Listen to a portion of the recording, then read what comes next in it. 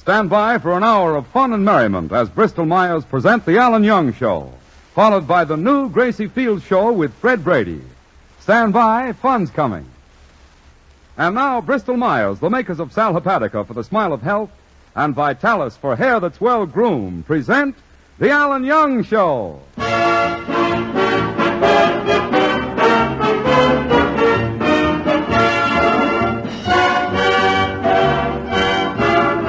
Ladies and gentlemen, this is Ken Delmar speaking on behalf of those two old friends, Sal Hepatica and Vitalis, and welcoming you to The Alan Young Show, featuring our singing star Diane Courtney, the music of Peter Van Steeden, Lulu McConnell, and starring Alan Young.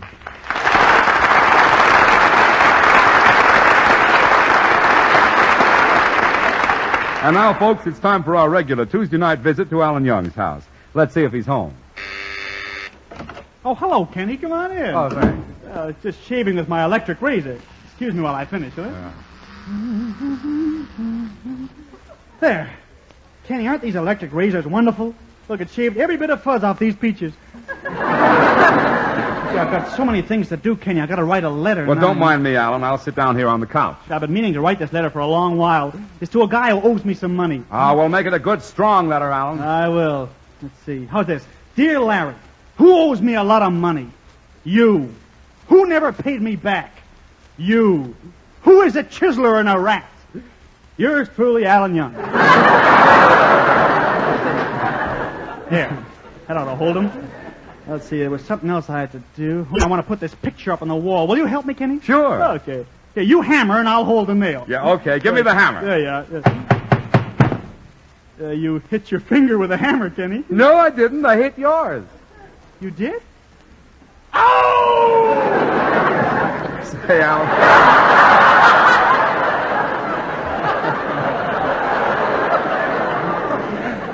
I meant to tell you that I dropped by here last night and you weren't home. Where did you go? Last night, I was dabbling in culture, really. You know, the opera opened, so I went to New York to see a performance of Carmen at the Metropolitan Opera House.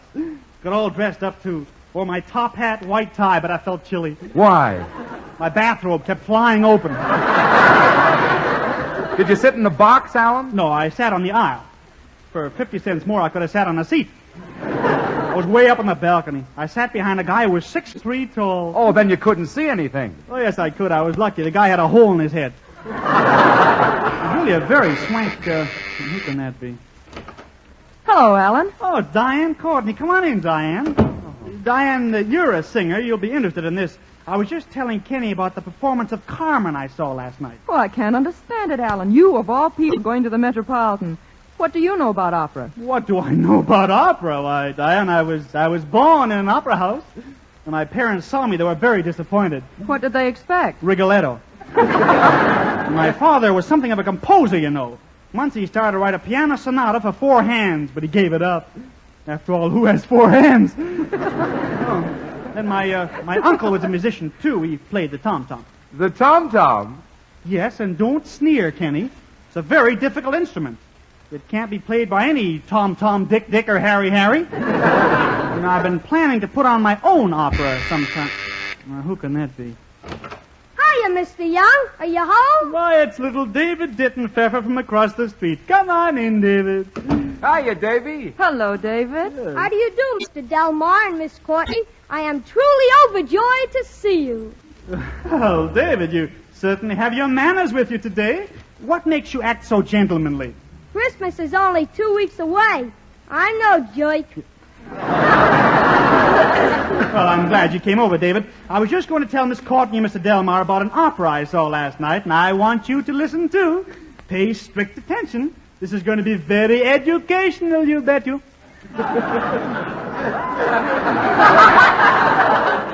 Mr. Young, did you know that my father is a He's a what, David boy? He's a what?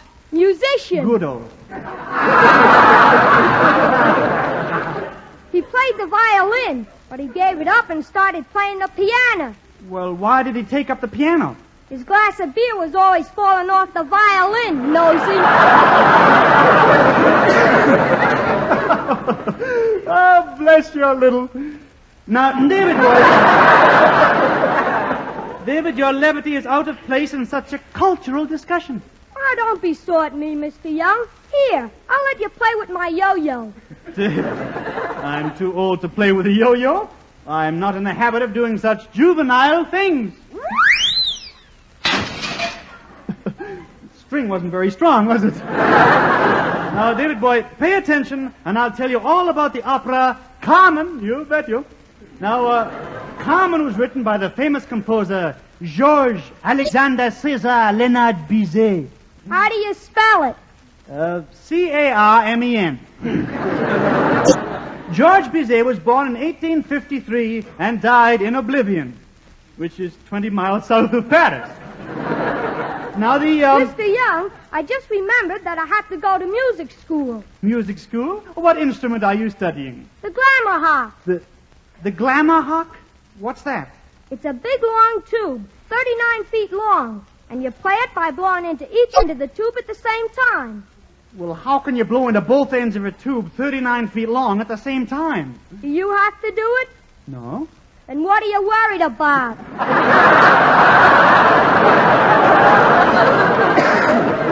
All right, David, you can run along home now. Be good. I sure will. You bet you. So long, Mr. Young.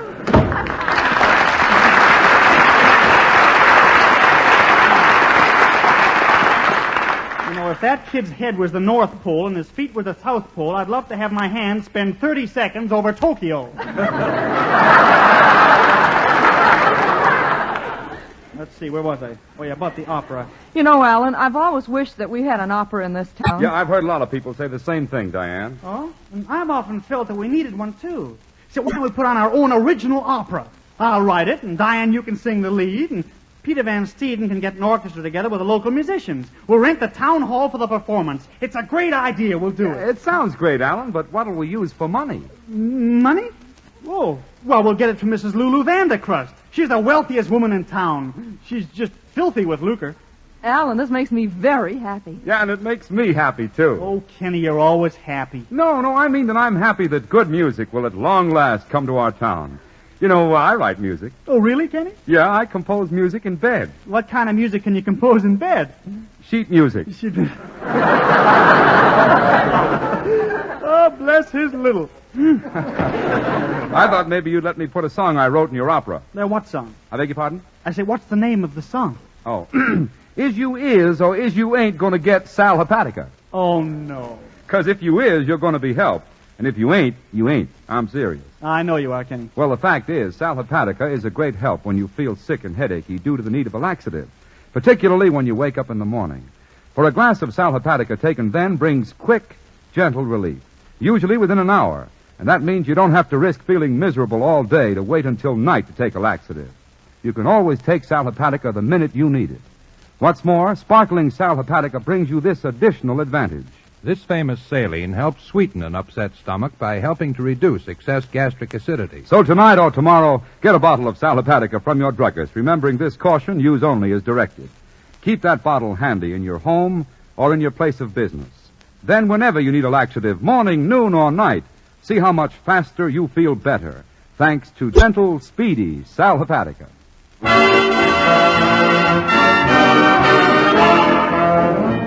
And here's our glamorous singing star, Diane Courtney, to sing the Trolley Song. With my high starched collar and my high top shoes and my hair piled high up on my head, I went to lose a jolly hour on the trolley and lost my heart instead. With his light brown derby and his bright green tie, he was quite the handsomest of men. I started to yell, so I counted to 10. Then I counted to 10 again. Clang, clang, clang went the trolley. Ding, ding, ding went the bell. Zing, zing, zing went my heartstrings. For the moment I saw him I fell. Chug, chug, chug went the motor. Bump, bump, bump went the brake. Bump, bump, bump went my heartstrings. When he smiled, I could feel the car shake. He tipped his hat and took a seat. He said he hoped he hadn't stepped upon my feet. He asked my name. I held my breath. I couldn't speak because he scared me half to death. Buzz, buzz, buzz went the buzzer. Plop, plop, plop went the wheel. Stop, stop, stop went my heartstrings. As he started to leave, I took hold of his sleeve with my hand. And as if it were planned, he stayed on with me, and it's grand just to stand with his hand holding mine to the end of the line.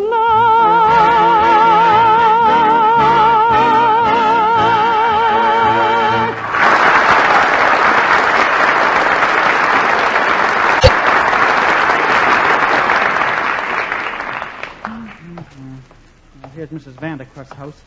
Hope she'll lend me the money to put on my opera. She's so wealthy.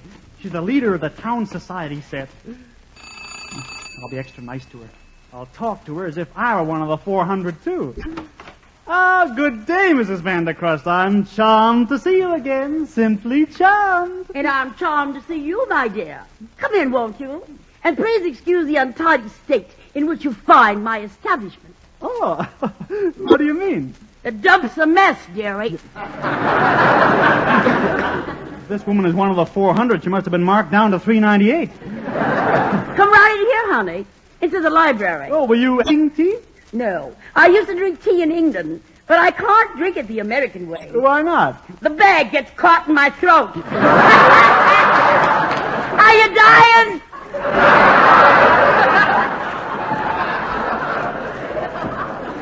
Mrs. Vandercrust, I came over here to talk to you about an opera I'm writing. Do you know anything about the opera? My dear boy, before I started dancing in the Follies, I sang opera. Oh? I was in the Barber of Seville. Oh, what part did you play? A hot cow. Ain't that rich?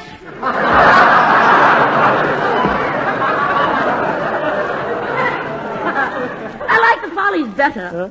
Yes, but I had to quit because my foot was always cold. Well, why was your foot always cold? Because I danced in the Follies with a hole in my stocking. I was wonderful in the Follies. Oh? On opening night, one of my admirers gave me an orchid. I still have it. Oh, by now it must be a century plant.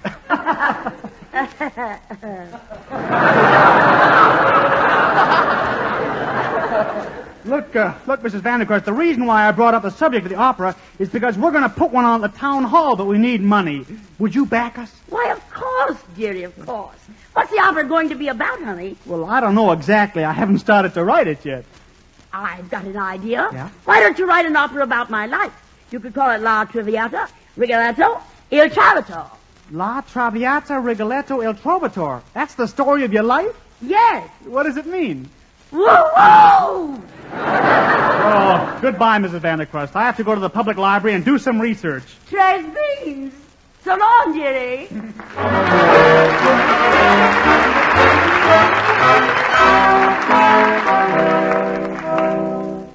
Here I am in the library. Now to do some research for my opera. Oh, there's the librarian. Something I can do for you. Yes, I'm writing an opera. I'd like to see some books. The music books are over there. Yeah, but I'd like to... Over there. But I want to... Over there! Who does he think he is? George M. Cohan?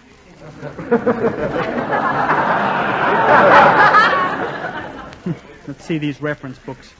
How to write librettos, how to write allegros, how to write cantatas. Not a darn thing about music. Here's a big pile of books here. Gosh, they're piled way up to the ceiling. The book I want is right at the bottom. Oh, well, I'll just pull it out. There. I guess everybody thought the whole pile was going to fall down. Fooled you, didn't I? No! Quiet! Quiet! Quiet! Quiet!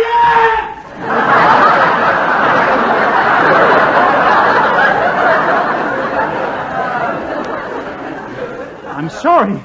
All the books were piled up to very high, and my book was in very bottom, and I pulled it out. Whole thing fell in there. Plunk. Well, let's see. Oh, Mr. Young. Mr. Young. Oh, it's my girlfriend, Betty.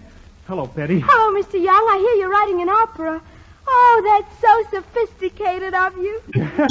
Well, I hope the people don't expect anything too avoir de langue d'amour, because they're not going to get it. Why not? I don't know what it means.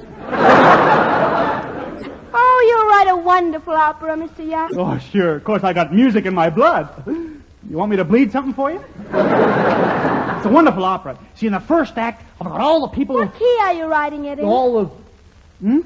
What key are you writing it in? You think it's more than one? Oh, Mr. Young, I don't think. I know.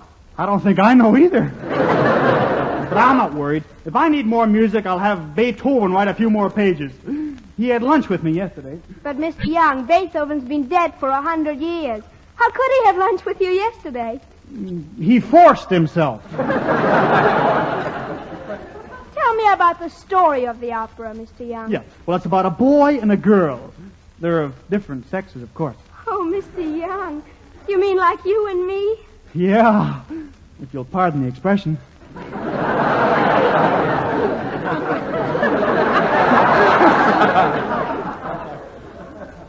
Mr. Young? Yes, Betty?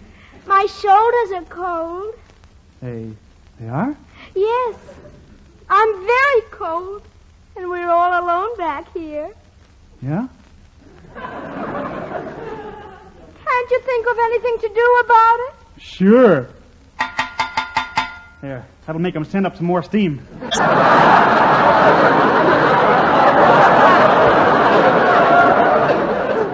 Betty, let's look at some of the travel books, shall we? Here's a book, this is a book on Niagara Falls. Betty. Yes. Oh, Mr. Young, you're so daring.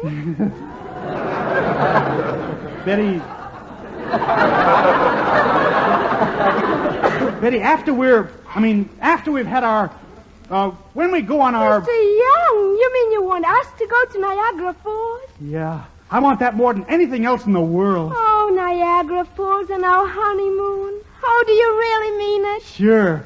I always did want to see how they made that shredded wheat. Oh, Mr. Young, you're so frustrating. Goodbye.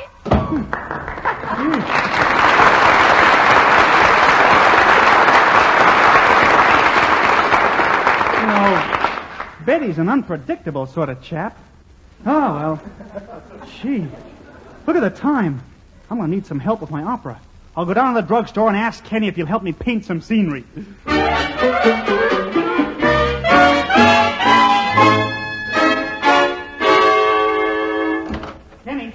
Kenny! Oh, he isn't here. Nobody's in the store. Gee, look, Kenny's got a new shipment of candy over there on the counter. Nobody's around. Oh, I'll go over and feel it. Mm-hmm. Soft centers. I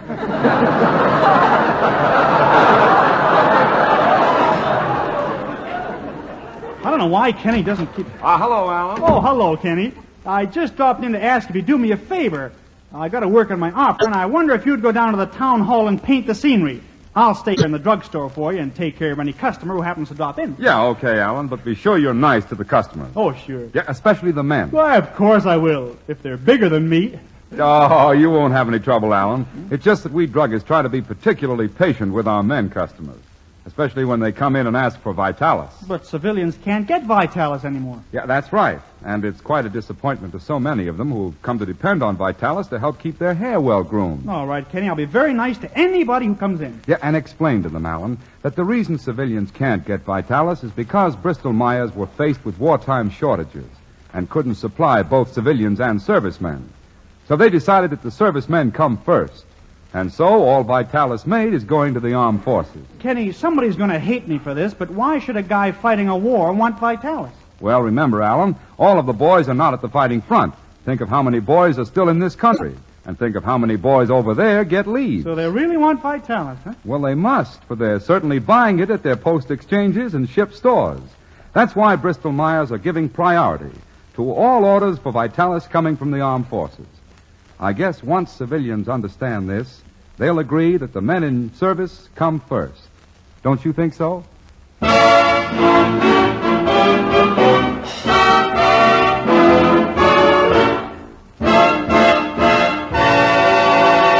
Well, kids, it's time to put on the opera. The orchestra's ready. The audience is in their seats. Everybody here? No, Alan, you're really needy. Diane Courtney didn't show up. She didn't show up? Yeah, she can't sing. She's got laryngitis. What are you going to do? Well, I'll have to get somebody to take her place. A beautiful girl with a charming figure and gorgeous voice. Did you call me, Jerry? No, Mrs. Vandercrust, I'm trying to get somebody to sing the leading role in place of Diane. Well, what has Diana Courtney got that I haven't got? And if I had it, where would I have room to put it? Yeah, well, Mrs. Vandercrust... Curtain's going up, Mr. Young. Well, there's no time. Mrs. Vandercrust, I gotta take a chance on you. There's my cue. I gotta get out there. Here I go on stage, kids. Wish me luck. Thank you. Good evening, ladies and gentlemen. While other masters have written operas about love and tragedy, I have chosen a somewhat different topic for our opera tonight. The subject of a physician-type doctor. But I see our maestro, Peter Van Steeden, is ascending the podium.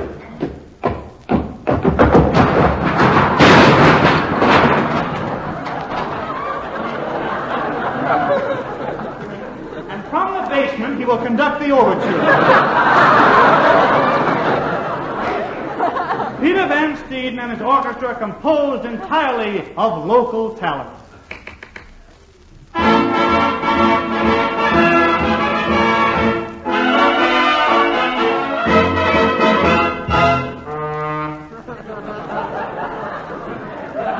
Peter, would you mind playing the overture as is? I am playing it as is. Well, then play it is as.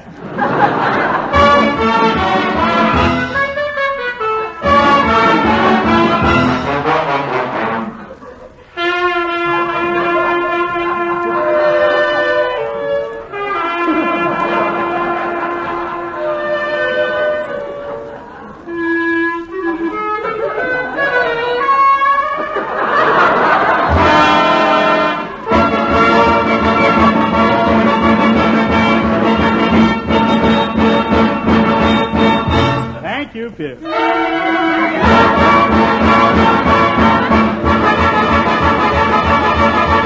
Thank you very much, Peter.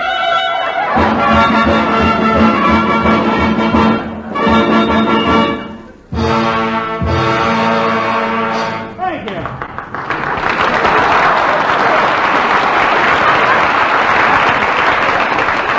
Now, as the curtain goes up, we find ourselves in a doctor's office. The rise of the curtain will be signified by a roll on the timpani. Whoa! Cut it out, dearie. Mrs. Vandercrust, don't stand so close to the kettle drum. Oh.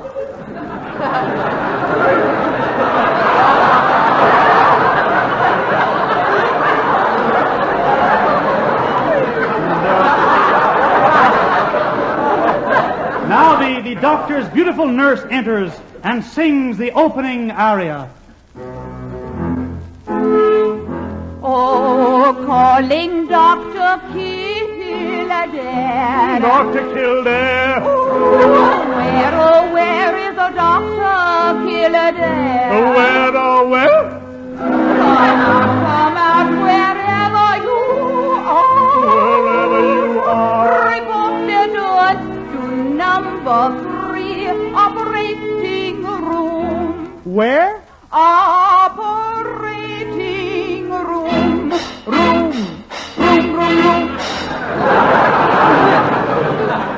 Here I am, nurse. Why am I wanted? Cut it out, Jerry.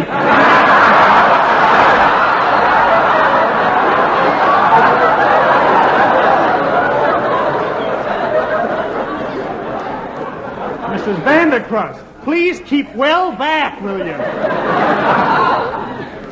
The patient is lying on the table. What is wrong with her? She will tell you the story herself.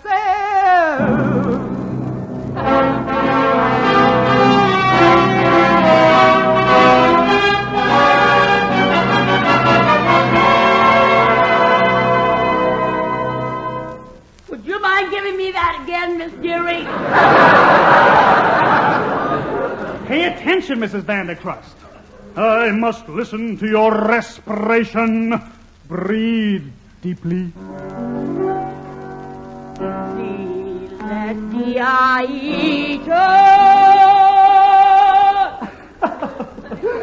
Cigarette? Let me examine your eyes.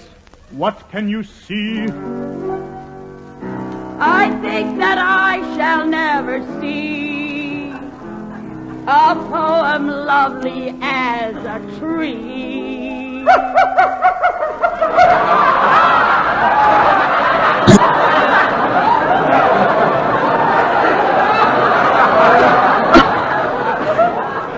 Lassie, go home. Now, it is time to operate. Scalpel. Forceps. Now, I'll begin to operate. Hand me my instruments. Now to operate.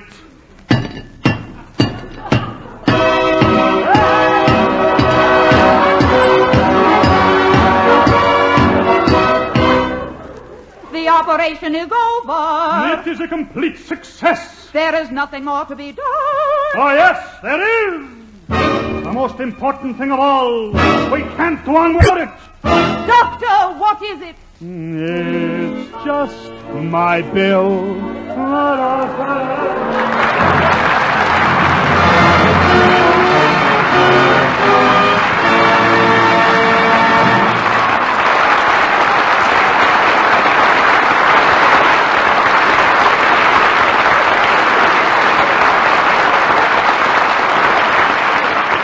Just a moment, Alan. I want to read a telegram that we've just received. It's addressed to Alan Young, and it reads, quote, "We are happy to inform you that you have been selected by the radio editors of the United States and Canada in the 9th annual poll conducted by the Motion Picture Daily for Fame as first in the most promising Star of Tomorrow classification," unquote.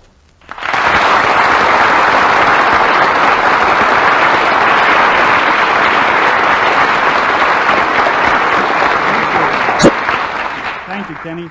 I want to thank the radio editors of the United States and Canada and also Motion Picture Daily for their kindness. Thank you.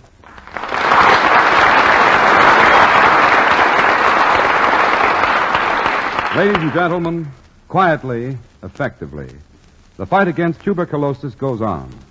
The Christmas seals you've bought have helped bring tuberculosis under control, but the fight isn't over.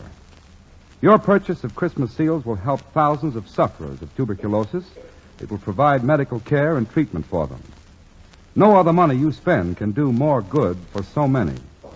So buy Christmas seals, but lots of them.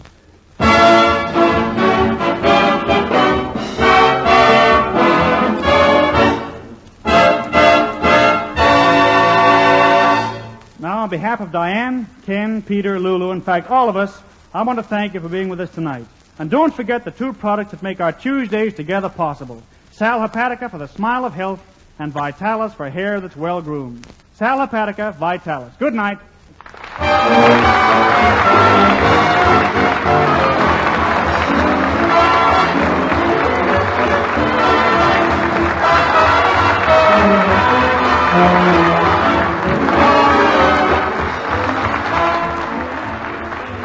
Oh, wait a minute, lady. Wait a minute. Don't put your hands in that hot soapy water without using Truchet. That's what I said, Truchet. It's the beforehand lotion. A creamy, fragrant lotion that you smooth on your hands before you put them in hot, soapy water. Truchet's beforehand protection will help keep your hands softer, smoother, and lovelier.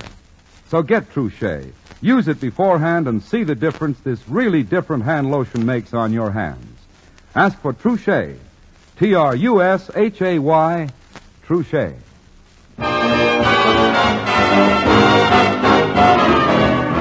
Now hold it, folks. Stay tuned to this station, for here comes the new Gracie Field Show with that funny man, Fred Brady, immediately following station identification. This is the Blue Network.